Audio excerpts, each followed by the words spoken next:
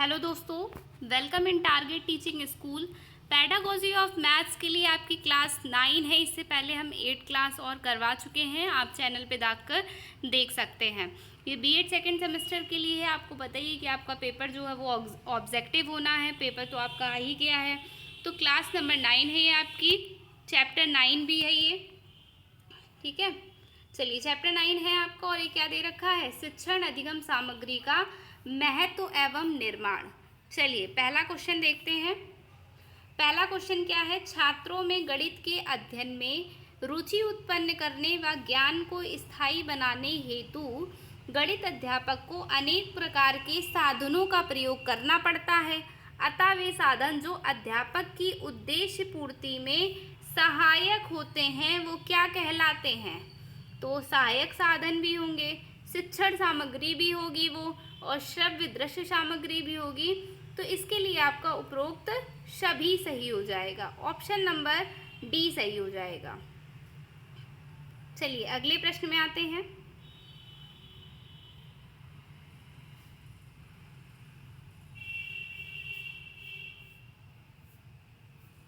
चलिए second number क्या दे रखा है, ऐसी समस्त सामग्री जो कक्षा में या किसी भी शिक्षण परिस्थिति में लिखित अथवा मौखिक शब्दों को समझने में सहायक सिद्ध होती है, श्रव्य दृश्य सामग्री कहलाती है। ये कथन किसने कहा है, तो ये कथन कहा गया है डेंट के द्वारा। डेंट ने ये कथन कहा है, ठीक है, कि लिखित व मौखिक शब्दों को जो सहायक होती है उनमें श्रव्य दृश्य सामग्री होती है। तो ये डेंट ने कहा है। चलिए अगले प्रश्न में आते हैं, तीसरे नंबर में, निम्न में श्रव्य दृश्य सामग्री की आवश्यकता नहीं है। ठीक है, आपको प्रश्न ध्यान से पढ़ना है, कहीं नहीं है तो नहीं दे दिया, ठीक। तो क्या नहीं है इसमें देखते हैं, इनके द्वारा छात्रों में रुचि उत्पन्न होती है। भाई श्रव्य दृश्य सामग्री से क्या होगा, छात्र रुचि लेते हैं, कुछ सुनकर कुछ देखकर समझते, तो ये तो भाई सही है, आवश्यकता है ये। फिर इनके प्रयोग से मौखिक कार्य तथा अर्थहीन शब्दों का प्रयोग अधिक होता है, ऐसा नहीं है, ठीक है, ये गलत हो जाएगा। इनके प्रयोग से मौखिक कार्य एवं अर्थहीन शब्दों का प्रयोग कम होता है।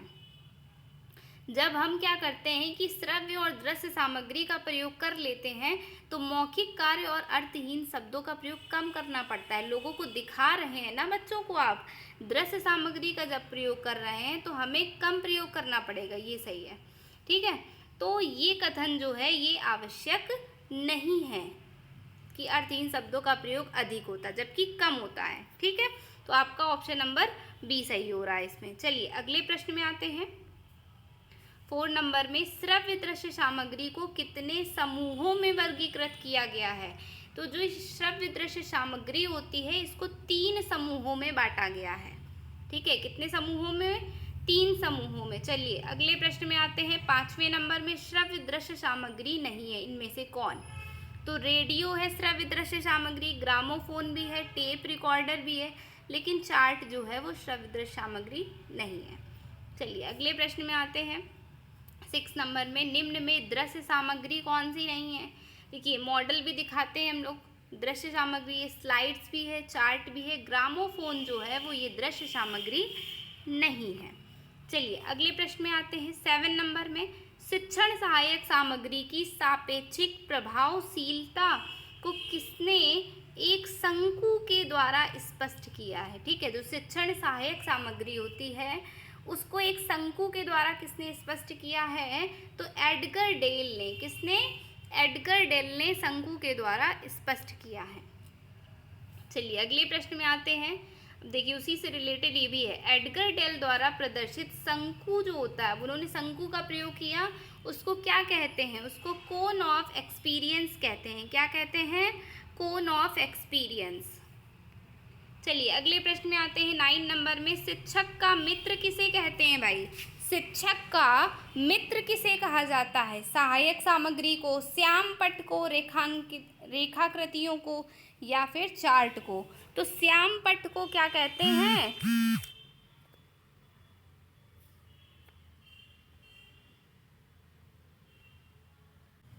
चलिए शिक्षक का मित्र किसे कहा जाता है, तो श्याम पट्ट को शिक्षक का मित्र कहते हैं। चलिए अगले प्रश्न में आते हैं, 10वें नंबर में, आरंभ में शिक्षक अपने शिक्षण को रोचक एवं प्रभावपूर्ण बनाने के लिए किस पर निर्भर रहता है? भाई प्रारंभ में जब शिक्षक आएगा तो वह अपना शिक्षण, जब वो टीचिंग करेगा तो किस पर निर्भर करता है? चौक एवं टॉक पर। वो अपने बातों से बच्चों को मतलब लुभा सकता है और चौक का प्रयोग करके ब्लैक बोर्ड में, है ना, तो ये चौक एवं टॉक हो जाएगा। चलिए अगले प्रश्न में आते हैं। 11वें नंबर में शिक्षण सामग्री के प्रकार हैं। तो श्रव्य सामग्री भी एक शिक्षण सामग्री है, दृश्य सामग्री भी है और श्रव्य दृश्य सामग्री भी। तो उपयुक्त सभी जो हैं ये शिक्षण सामग्री के प्रकार हैं। चलिए अगले प्रश्न में आते हैं। 12वें नंबर में निम्न में श्याम पट्ट का प्रयोग गणित में किसके लिए किया जाता है?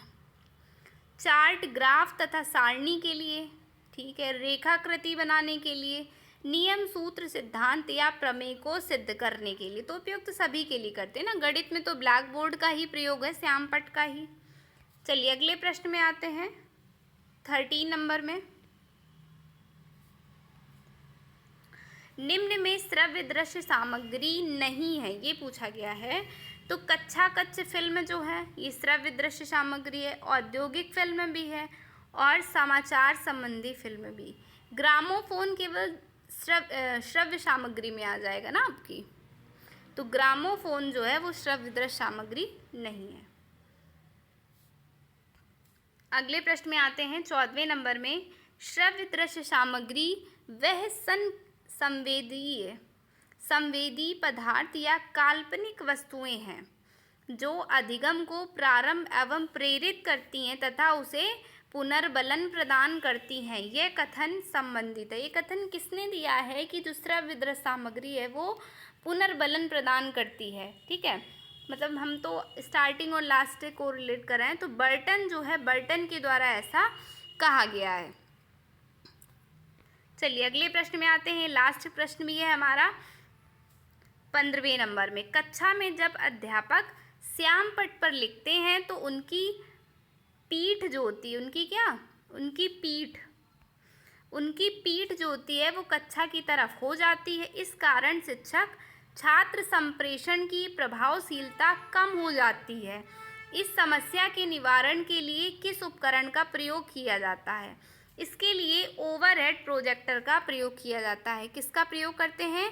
Overhead projector. जब आप ब्लैक बोर्ड पर लिखेंगे श्याम पट्ट पर तो पीठ जो होती है वो किसकी तरफ हो जाती है?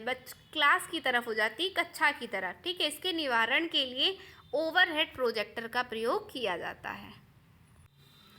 तो आपको ऑप्शन नंबर ए सही हो जाएगा। सेशन अच्छा लगे तो लाइक करें, शेयर करें, सब्सक्राइब करें। अगर आपने चैनल को सब्सक्राइब नहीं किया है अभी तक तो सब्सक्राइब कर लें और बेल आइकन को भी प्रेस कर लें जिससे आपको क्लास मिल जाए।